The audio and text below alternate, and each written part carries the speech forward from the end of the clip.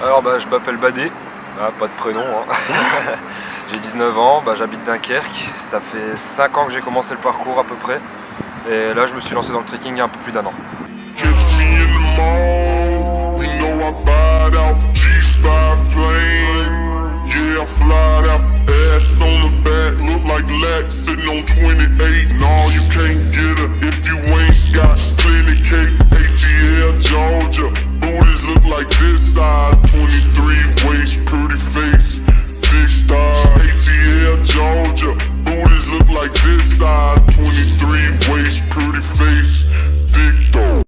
Ce qui m'a fait passer du parcours au trekking. Ouais.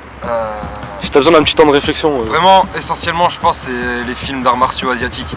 Quand je voyais souvent les Corées, je voyais des kicks de malades qui étaient lancés.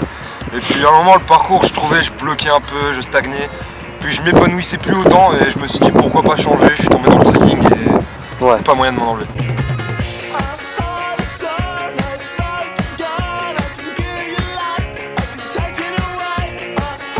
En fonction de mon niveau, je suis plus kicker parce que j'ai pas encore le niveau pour avoir les bonnes accros, les bonnes transitions, la fluidité, etc. Mais je pense que ça va venir. Bon, ouais. Le cork, normal. Parce que c'est vraiment un mouvement que tu peux caler quasiment partout, que tu peux faire en fin d'enchaînement ou en début d'enchaînement. Je pense que c'est le mouvement polyvalent par excellence du trekking.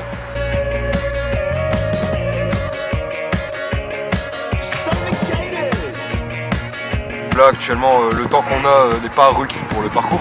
Hein. Vous voyez, vraiment gris, il pleut souvent, il fait ultra froid, c'est pas des bonnes conditions pour tracer même si ça n'arrête pas un traceur. Mais je préfère plus m'entraîner en été. Il n'y a malheureusement pas assez d'espace. Les espaces verts, il y a très souvent des fientes de chiens. Des fientes de chiens.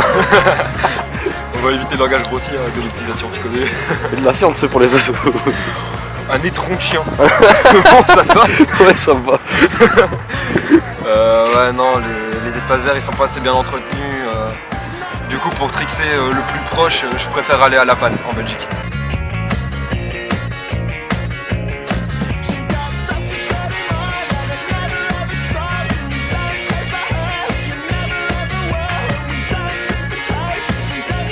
J'ai un univers musical assez varié quand même, mais j'ai une plus grosse préférence pour le rock, etc. Musique pour l'entraînement, vraiment, c'est pas du tout dans le rock, mais c'est chill bump fort. Un bon old school comme ça passe super bien.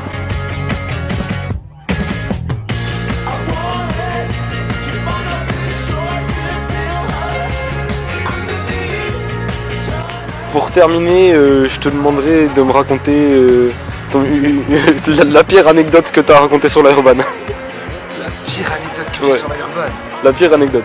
Pas forcément un truc mauvais, mais un truc con, enfin une anecdote sur l'Airban. La chute d'Alan juste là. Ouais. Le mauvais bail, mec. Son costal fond qu'il a voulu faire avec une énorme glissade à la fin. Ça lui a coûté la peau des fesses en ce moment. Littéralement. C'est bon ?